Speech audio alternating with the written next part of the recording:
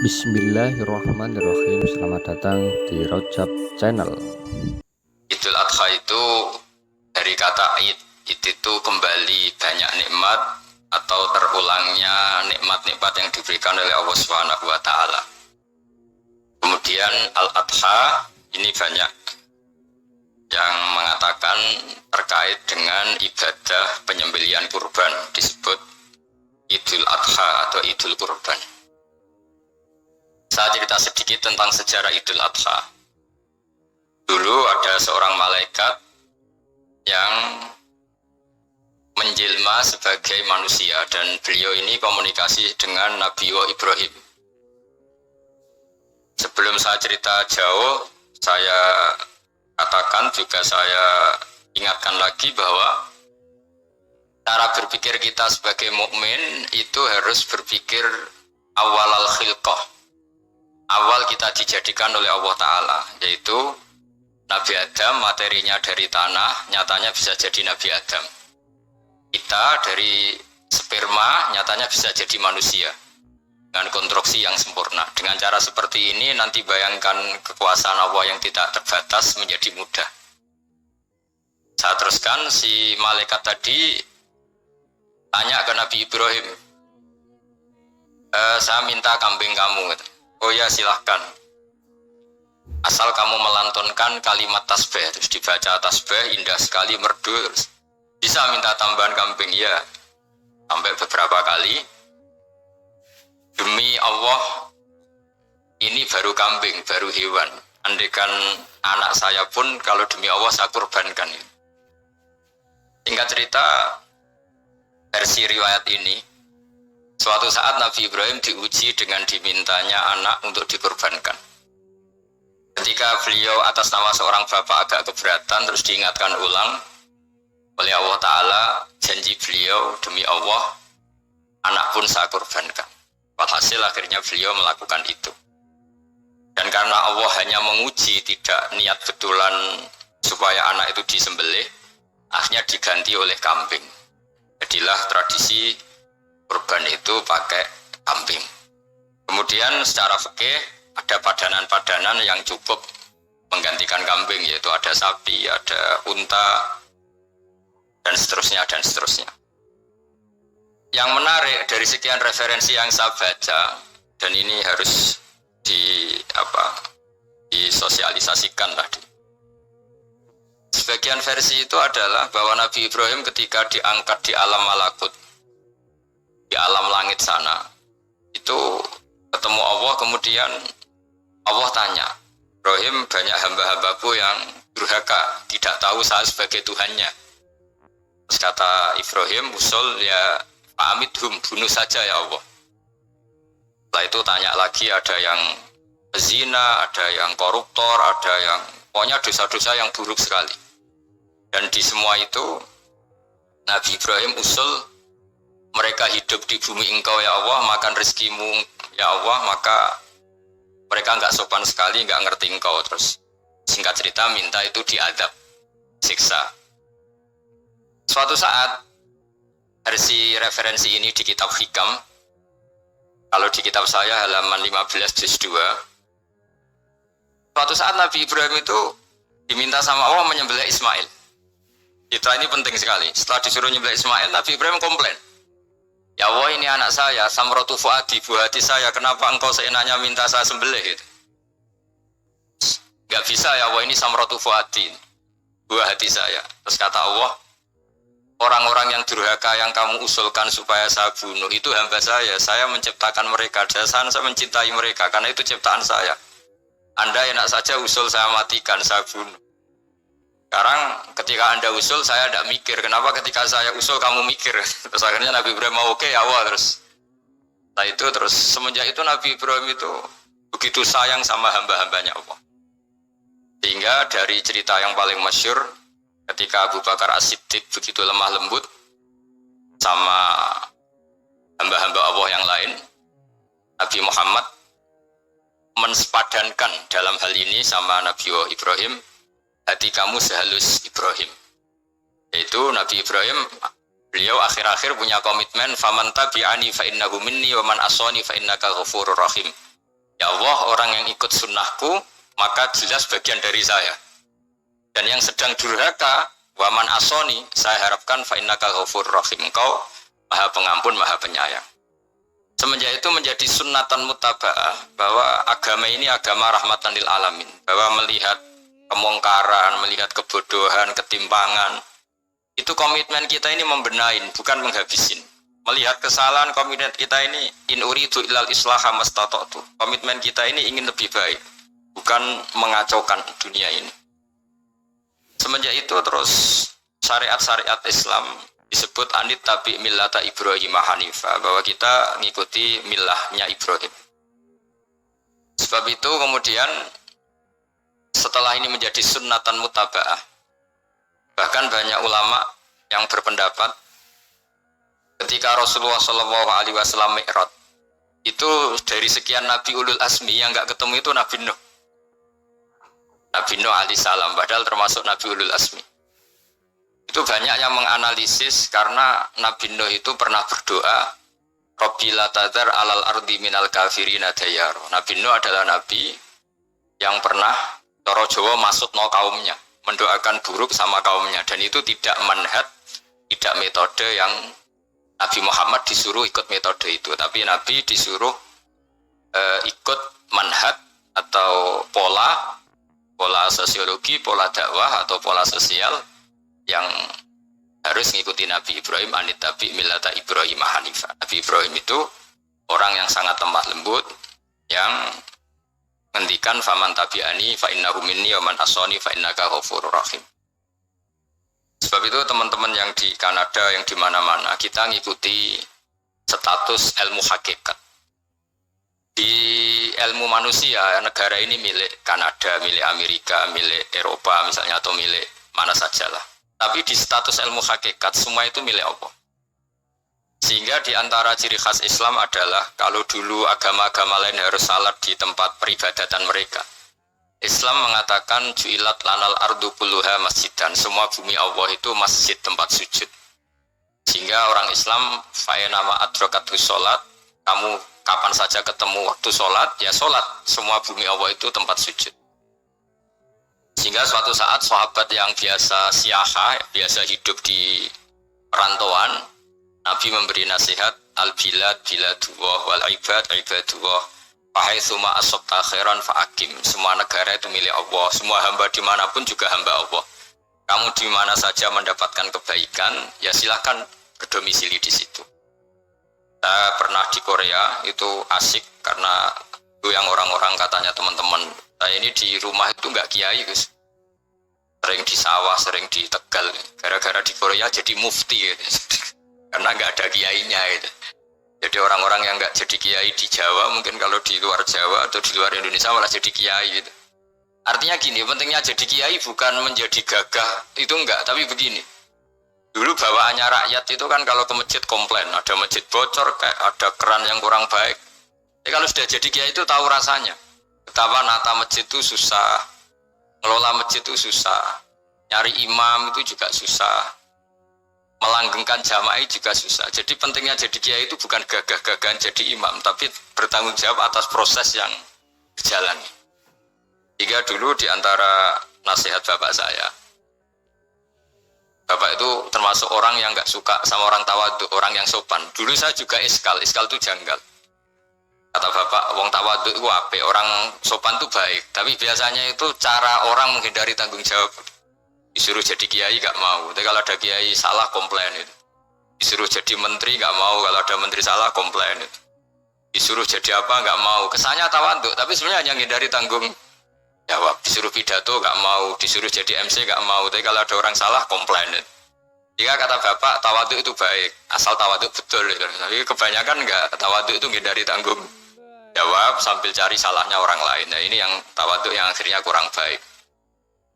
Nah teruskan, jadi Nabi Ibrahim ini panutan yang luar biasa. Beliau adalah orang yang alami sekian proses sosial yang akhirnya diakui sebagai Khalilur Rahman, orang yang sangat dicintai Allah Ta'ala. Di antara sebab dicintainya Nabi Ibrahim adalah seperti yang dialami Nabi Adam. Nabi Adam ketika turun di bumi Itu keresahan pertama itu bukan karena kurang makanan atau kurang minuman, itu enggak. Beliau turun di bumi mendapati bangsa yang lain, kalau dalam kitab disebut Banul Jan. Itu dia janggalnya, Masya Allah. Ini orang makhluk-makhluk ini kok tidak kenal sama Allah yang menciptakannya. Kan aneh ya kalau kita hidup di Kanada terus nggak tahu PM-nya siapa, Perdana Menterinya siapa. Kita hidup di Indonesia nggak tahu presidennya siapa. Itu kan aneh. Kita hidup di kampung nggak ngerti lurahnya siapa aja aneh. Ini hidup di buminya Allah kok tidak tahu Allah itu siapa.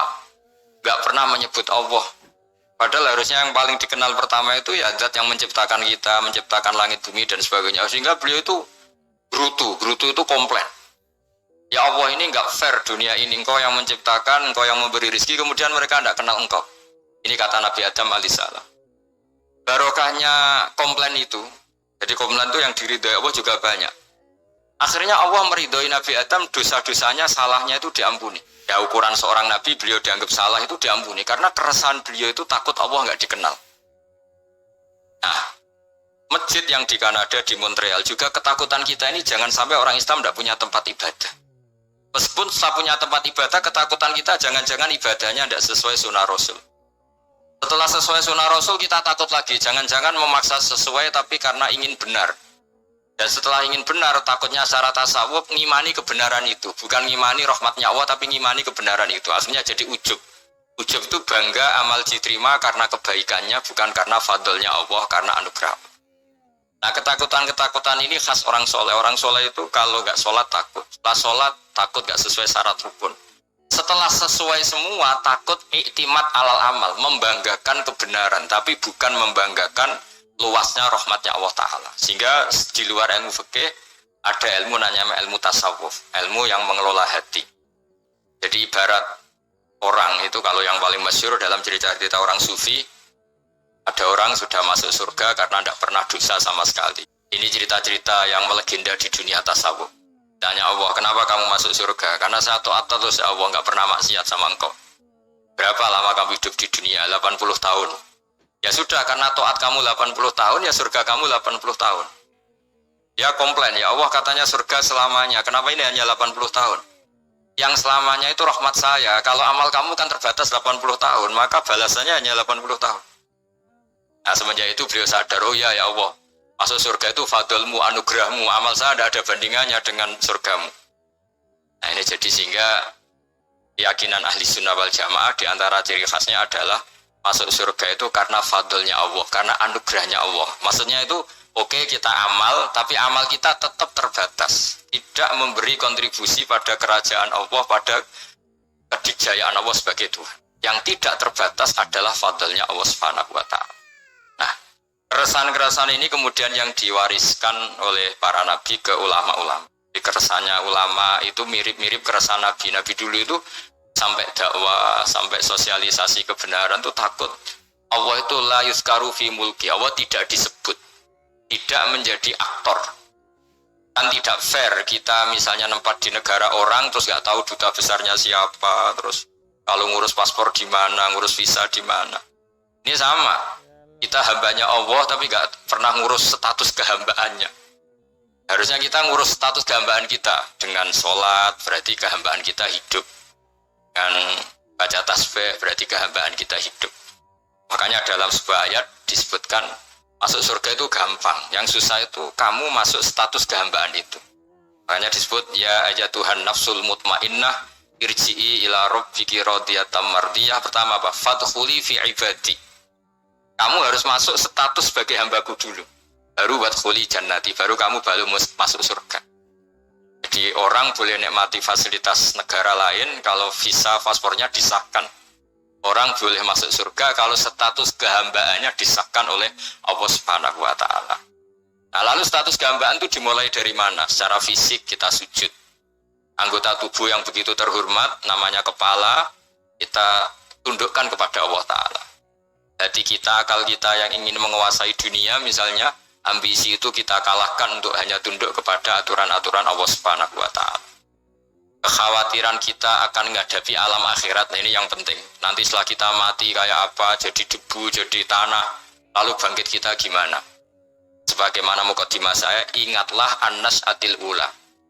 Ingatlah penciptaan pertama bahwa Allah punya reputasi menciptakan Nabi Adam dari tanah, dan di tubuh Nabi Adam itu tersimpan calon generasi berikutnya ila yaumil qiyamah. Kayak apa susahnya bikin Nabi Adam kalau adegan kita boleh berpikir. Bikin satu master manusia yang akan melahirkan manusia seluruh dunia. Ibaratnya chipnya itu sudah ada di punggung Nabi Adam. Dan itu materinya dari tanah. Dengan berpikir gitu, maka ketika kita meninggal, sudah jadi tanah, kembali lagi jadi manusia adalah hal yang mudah. Karena Allah punya reputasi menciptakan manusia super, yaitu Nabi Adam dari tanah. Jika setiap kali kita iskal janggal terhadap kekuasaan Allah, kata Allah Ta'ala, Qul yuhihal ladzi ansha'aha awwala marrah. Kalau kamu janggal terhadap kemampuan saya, kemampuan kami menghidupkan tulang belulang yang sudah rapuh, sudah hancur, maka ingatlah reputasi saya, kata Allah, reputasi kami menciptakan Adam dari tanah. Ya, para nabi itu, ini semoga teman-teman yang di Kanaja masih ingat betul iman yang dilatih para guru kita di Jawa, di Indonesia.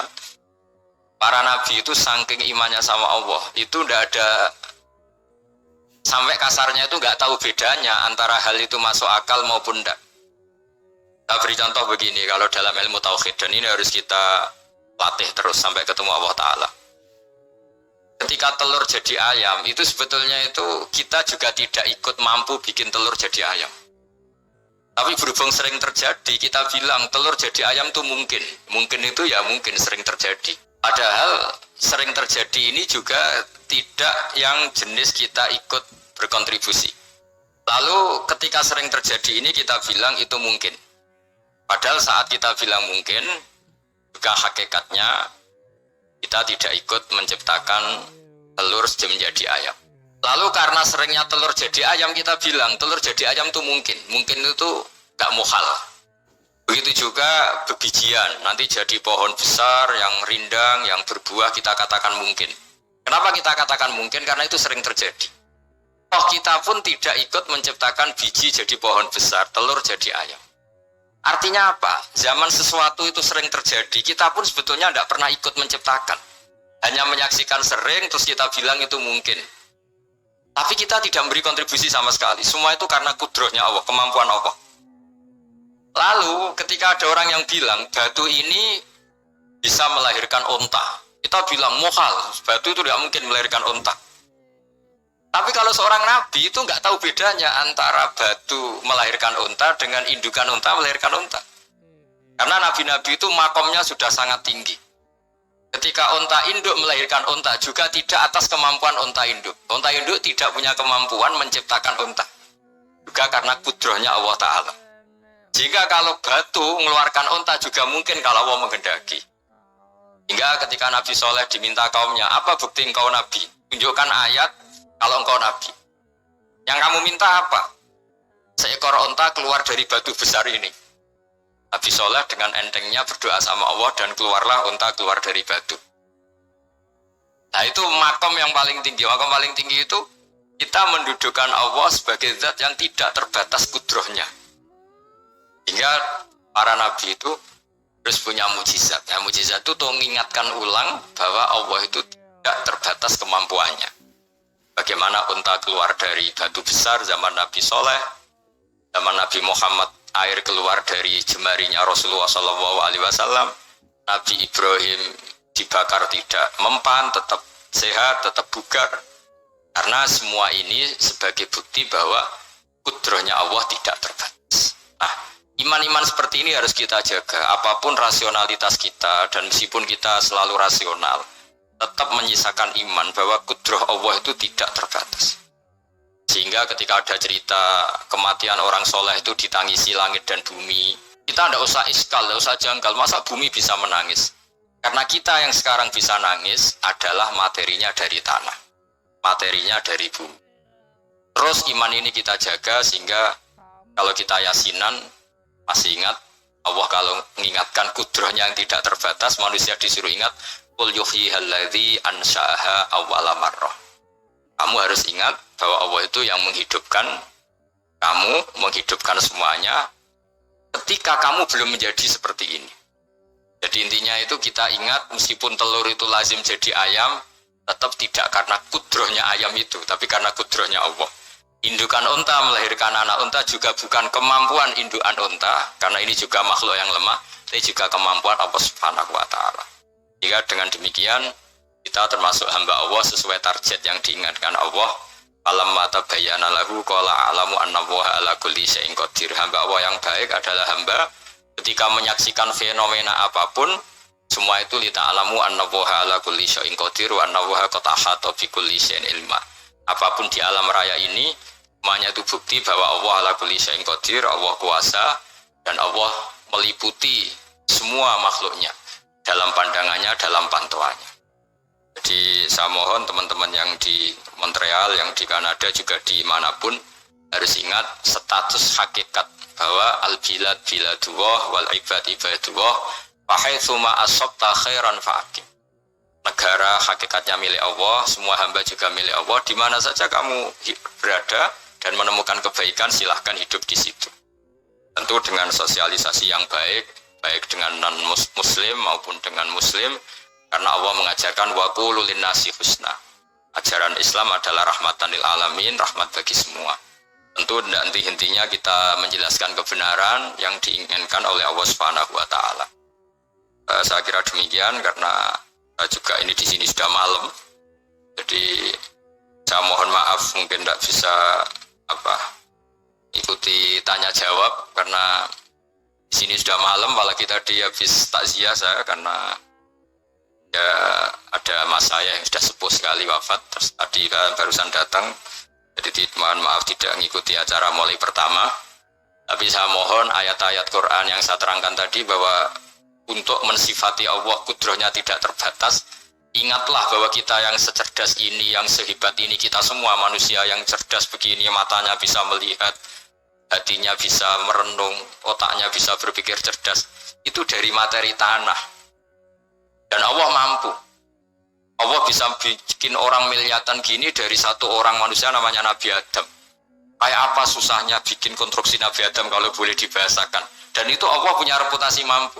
Dengan cara seperti itu kita akan gampang iman bahwa kita setelah meninggal dan menjadi tanah, ya sama seperti kita masih hidup. Zaman kita hidup ya tidak tahu cara kerja jantung kita, nafas kita, uratnya gimana, terus sistem tubuh. Meskipun ilmu medis ngerti mengurai itu, tapi tetap saja hanya ngerti, tidak menciptakan. Yang menggerakkan jantung, organ tubuh kita tetap Allah Subhanahu wa Ta'ala. Dia yang Al-Fa'idul Mukhtar, dia yang semuanya mengendalikan kita. Artinya zaman kita hidup pun sebenarnya kita yang tidak mengendalikan kita. Nafas kita ya dalam kendali Allah, ikhtiar kita dalam kendali Allah. Sama setelah kita mati juga dalam kendali Allah. Ya guru-guru kita semuanya melatih inna sholati wa nusuki wa mahyaya wa mamati lillahi rabbil alamin. Hakikat ibadah kita, hakikat hidup kita, hakikat mati kita, semuanya tidak dalam kendali kita. Semua itu dalam kendali Allah Ta'ala. Dengan demikian terus kita insya Allah ingin jadi hambanya dulu. Baru setelah jadi hambanya, baru sah menjadi ahli penghuni surganya. Wadkhuli fi ibadi, baru wadkhuli jannati. Masuklah berstatus sebagai hambaku, baru engkau kalian semua layak menjadi penghuni surgaku. Mohon maaf atas semua kesalahan. Billahi taufik. Wassalamualaikum warahmatullahi wabarakatuh. Terima kasih telah menonton channel ini, semoga bermanfaat. Jangan lupa like, share, dan subscribe.